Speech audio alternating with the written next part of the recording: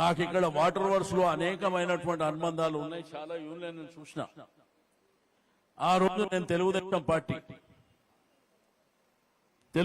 పార్టీలో ఉన్నప్పుడు హరీష్ అన్న ఇక్కడ టిఆర్ఎస్ పార్టీ నుంచి పోటీ చేస్తుండు. హరీష్ అన్న కమిట్మెంట్,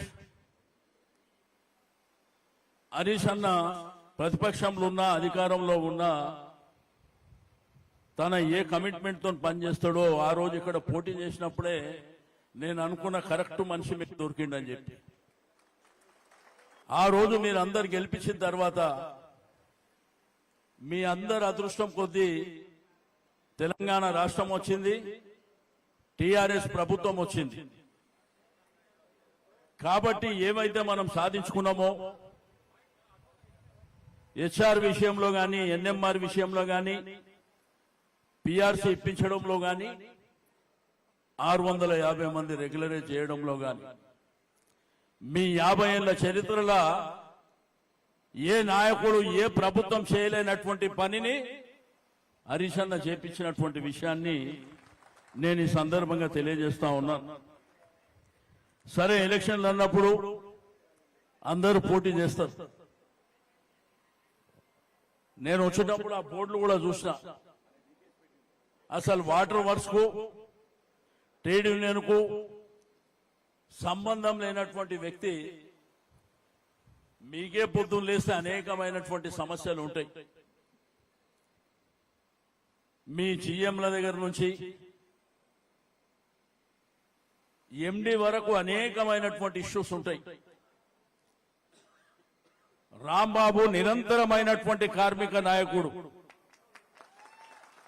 మీ వాటర్ వర్క్స్ రాకముందు నుంచి కూడా కార్మికుల పట్ల అనేకమైనటువంటి పోరాటాలు చేసి ప్రతి అంశం మీద అవగాహన ఉన్నటువంటి నాయకుడు రాంబాబు గారు. కాబట్టి ఆయనకు ఎవరితో ఎట్లా పని చేయించుకోవాలి, ఏ టైంలో ఏ పద్ధతిలో పని చేయించుకోవాలనో మరి ఇప్పుడే పల్ల రాజేశ్వర రెడ్డి అన్న గారు చెప్పారు. ఆయన ద్వారా ఏం పని జరుగుతుంది, హరీష్ రావు గారి ద్వారా ఏం పని జరుగుతుంది, కేటీఆర్ గారి ద్వారా ఏం జరుగుతుంది, సీఎం గారి ద్వారా ఏం జరుగుతుందో మరి ఆయన అన్ని కోణాల్లో చూసిన వ్యక్తి కాబట్టి మనకు అవన్నీ సాధించుకోగలిగినాం. కరోనాలో సాధించుకోగలిగినాం. నేను అడుగుతున్నా మీ అందరినీ, ఈడ ఉన్న వాళ్ళని, ఈ మీటింగ్కు రాని వాళ్ళని, లేకపోతే వేరే వాళ్ళ దగ్గర తిరుగుతున్న వాళ్ళని అడుగుతున్నా, అసలు ఈ రాష్ట్రానికి మున్సిపల్ మినిస్టర్ ఎవరు? మున్సిపల్ మినిస్టర్ ఎవరు? మీ డిపార్ట్మెంట్ కు మంత్రి ఎవరు? రేవంత్ రెడ్డి.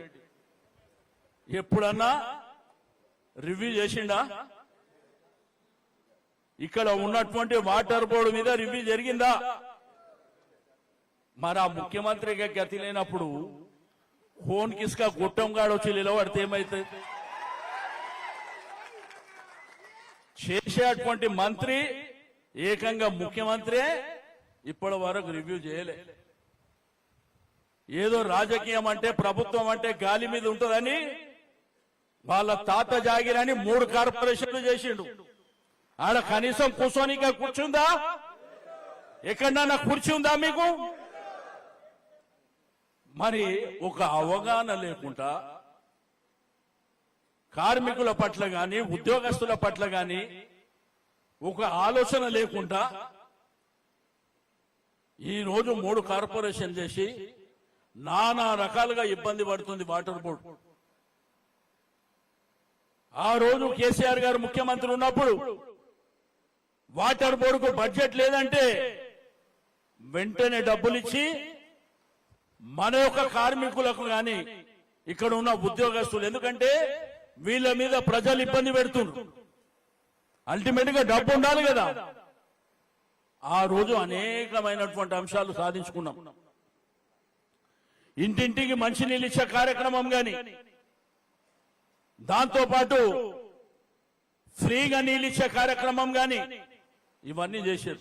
నేను మీకు అడుగుతా, ఈ రాష్ట్రంలో ప్రభుత్వం వచ్చి 2.5 సంవత్సరాలు అయింది. ఇక 2.5 ఏళ్లలో చేయనోడు ఇప్పుడు చేస్తాడు. ఇప్పుడు పోటీ చేసిన ఆయన ముఖ్యమంత్రి ఇంటికి పోయి కలుస్తాడు. కలవనిస్తాడా? అయితేనా? ఒక్కసారి ఆలోచన చేయండి. అలవిగాని అటువంటి హామీలు ఇచ్చి ఈ రాష్ట్రంలో అధికారంలో వచ్చినటువంటి ఈ ప్రభుత్వం ఎవరిని వదిలిపెట్టిరు? రైతులను వదిలిపెట్టినరా? నిరుద్యోగ యువతను వదిలిపెట్టినరా? మహిళలను వదిలిపెట్టినరా? కుల సంఘాలను వదిలిపెట్టినరా? ఎవరిని వదిలిపెట్టలే. మిమ్మల్ని ఎట్లా మీ మాట వింటాడు? ఈ పిఆర్సీ జరుగుతుందని మీరు అనుకుంటున్నారా? ఒకవేళ జరగకపోతే కొట్లాడే గొంతు ఉండాలి కదా, ఉండాలా లేదా? అసెంబ్లీ పెట్టాలంటేనే హరీష్ అన్నని కేటీఆర్ చూసి అసెంబ్లీ పెట్టకుండానే భయపడి పారిపోతుంది. వీళ్ళ గొంతుతోని 10 రోజులు అసెంబ్లీ పెట్టేటోడు 3 రోజులకే పారిపోతుంది. మరి మీకోసం కొట్లాడేటోళ్ళు ఉండాలి కదా, ఉండాలా లేదా? ఈడ రాంబాబు కొట్లాడితే ఆడ మేము కొట్లాడడానికి ఉండాలి కదా. మరి కొట్లాడినందుకు ఉందామా, లేకపోతే రియల్ ఎస్టేట్ చేసి డబ్బులు సంపాదించినాడు మళ్ళీ ఈడ వచ్చి వాటర్ బోర్డులో సంపాదిద్దాం అనుకున్నట్టు ఎంబడి ఉందామా? ఆలోచన చేయండి.